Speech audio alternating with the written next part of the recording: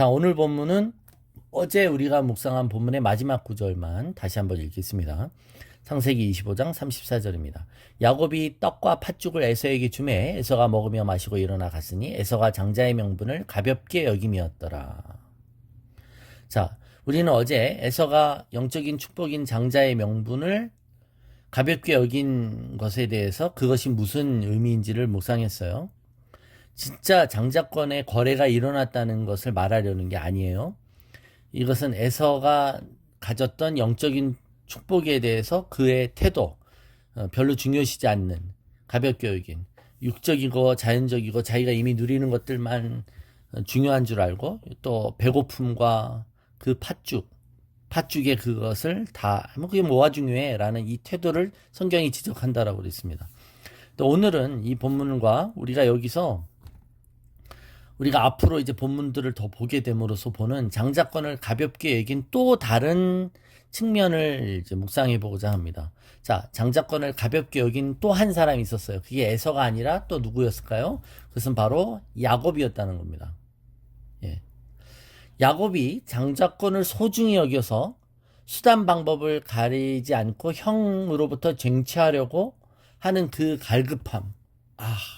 역시 야곱은 이 영적인 축복을 더 사모하고 더 했구나 라고 해서 야곱은 영적인 것을 소중히 여겼네. 에서는 소홀히 여기고 그래서 야곱이 장자권을 갖는 거지.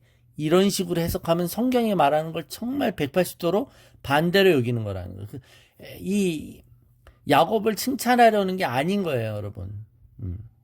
야곱은 형에게 있는 장자권에 대한 욕심이 있었다고 이 욕심을 칭찬하려는 의도가 없어요, 성경은. 역시 그 또한 장자권을 경시한 거라는 거죠. 왜냐하면 인간적으로 그 복을 가져오려고 노력했다는 거예요. 수단 방법을 가리지 않고 온갖 술책을 동원하는 것 또한 그 영적인 복을 우습게 아는 태도라는 것이죠. 여러분, 형한테 뺏으려고 하지 않아도 그거 원래 누구 거예요? 예, 이미 그건 자기 거였어요. 그죠? 야곱은 나중에 보시면 실제로 아버지의 재산을 하나도 물려받지 못합니다. 그러니까 야곱을 보시라고요. 장자권이면 원래 아버지의 재산을 많이 받아야 되는데 야곱은 도망가잖아요. 그래서 재산을 하나도 물려 못 받습니다. 야곱의 인생은 형처럼 위장하고 가장해서 아버지를 속였다가 그게 들통이 나자 도망가서 삼촌 라반에게 오랜 기간 동안 노동착취를 당하고 사기를 당합니다. 그리고 그렇게 해서 얻은 사랑하는 아내를 빨리 여의고 자식들에게마저도 자식 요셉이 죽었다고 속임을 당합니다. 자신이 남을 속였는데 결국 그는 평생 또 속임을 당하는 사람이기도 했다는 거예요. 그래서 그가 나중에 여러분 애굽왕 바로 앞에서 그 자기 고백을 하잖아요. 자기 인생을 돌아보면 내가 130년을 살았는데 내 인생이 험악한 인생이었다라고 말해요. 뭐 그렇게 산전수전 겪었다고 험악하다고 표현하냐 이거예요. 이 험악한 거라는 것은 자기도 속이며 살았지만 자기도 수없이 속고 살았다라는 것에 대한 그런 형용사적 표현인 것이죠. 야곱이 하나님의 축복이 자기가 노력으로 쟁취하는 것이 아니라 하나님의 축복은 하나님에 의해서 은혜로 거저주어진다는 것을 알지 못했다는 것이에요. 여러분, 영적인 것은 선물입니다. 은사라고 하는 거예요. 가장 좋은 것은 쟁취하는 것이 아니라 주어지는 것입니다. 그래서 가장 좋은 것을 받고 누리는 사람은 찬양할 수밖에 없는 것이죠. 인간적으로도 여러분 이렇게 어떻게 보면 너무나도 정내미도 없고 인간미도 없고 사람 냄새 나지 않는 사람이 야곱인 거예요. 그쵸?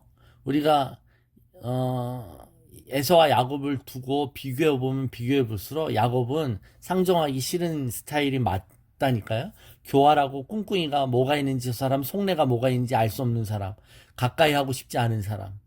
그런데 성경이 말하는 진리는 무엇입니까? 그런데 하나님은 야곱을 사랑하기로 선택하시고 복주기로 하셨다는 거죠. 예. 이게 선택의 의미인 거예요. 우리가 지난주에 택함을 받은 사람의 의미가 뭔가라는 걸 얘기했어요. 택하셨다는 건 이런 의미예요. 내가 야곱 같지만 하나님이 나를 택하셔서 이스라엘로 바꿔주신다는 거잖아요. 이게 바로 우리들의 모습인 거예요, 여러분. 그래서 택했다라는 것에 대한 우리 인식을 제대로 가지셔야 되는 거죠, 여러분. 여러분, 하나님은 나랑 생각이 다른 사람들도 택하셨어요. 그죠? 지구가 평평하다고 믿는 사람들도 택하신다니까요. 네. 별 이상한 별 이상한 논리나 별 이상한 걸 믿는 사람, 꼭 그걸 사실로 아는 이상한 속는 사람들도 하나님 택하실 수 있다는 것이죠. 여러분의 자녀가 만일 에서와 같은 자녀가 있고 야곱과 같은 자녀가 있다고 한번 생각해 보십시오. 우리가 이삭과 리브가 같은 부모라고 생각해 보세요. 그러면 어떻게 키우시겠습니까?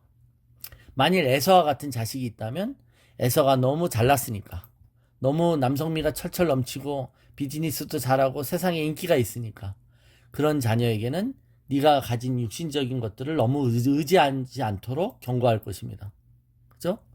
그리고 어떻게 말해야 될까요? 네가 정말 하나님께 은혜를 받으려면 네가 보기에는 말도 안 되지만 너는 동생 밑으로 들어가야 된다라고 말해야 하는 것이죠. 하나님이 동생을 통해 너를 축복하실 거야.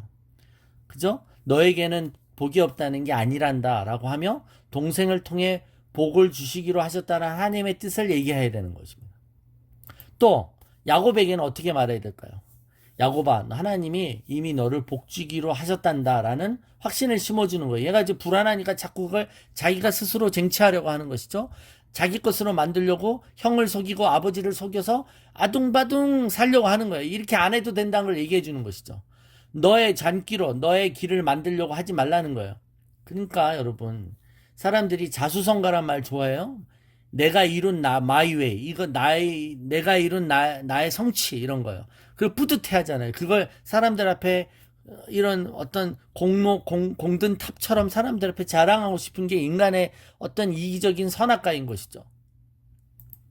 자, 우리가 어떤 것에 대해서 두 가지 태도가 있다고 그랬죠. 움켜잡으려고 하거나 또는 포기하고 방관하는 것. 둘 다 가볍게 여기는 거예요. 둘 다 가볍게 여기는 거예요. 우리가 영적인 축복을 가볍게 여기지 않고 있다는 유일한 증거는 우리가 이 영적인 축복을 위해 기도하고 있느냐는 거예요. 여러분, 기도는 기도하고 있는 대상이 우리의 진짜 관심이 있는 거고 우리가 추구하는 것이죠.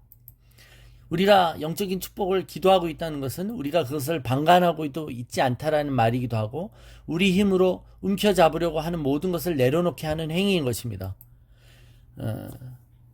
우리 역대상 4장 9절 10절 우리가 잘 알아는 야베스의 기도의 본문입니다.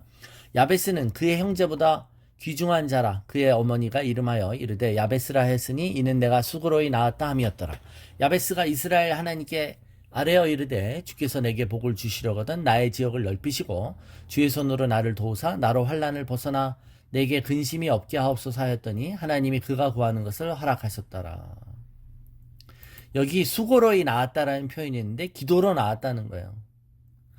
하나님은 우리가 수고로이 살기를 원하십니다. 기도로 수고롭게 살기를 원하셔요. 가볍게 여기지 않고 영적인 축복을 수고로, 즉 기도함으로 경험하기 원하시는 것이죠. 우리에게 문제가 우리를 찾아올 때, 또 우리 인생에서 일어나는 일에 대한 그 뜻을 하나님께 묻고 싶을 때, 또 하나님의 뜻이 하나님의 방법으로 이루어지도록 우리는 늘 기도해야 되는 것이죠. 그죠? 이것이 수고로이 낳는 방법인 거예요. 예. 그럴 때 그게 복이고 그게 우리의 지경을 넓혀주시며 우리의 근심을 하나님께 온전히 맡기는 방법인 것이죠. 그래서 여러분, 에서만이 아니라 야곱도 자신에게 주어진 이 장자권을 제대로 대하는 법을 몰랐다. 그래서 소홀히 여긴 거다. 이걸 깨달으셔야 돼요. 우리가 이렇게 자꾸 단순 논리로 에서는 나쁜 놈, 야곱은 좋은 게 아니잖아요. 여러분, 인간적으로는 에서가 더 훨씬 인간미가 있고 더 그럴듯하고 괜찮아요. 그런데 하나님은 야곱을 사랑하셨다는 거예요, 여러분. 이게 은혜인 거예요, 여러분.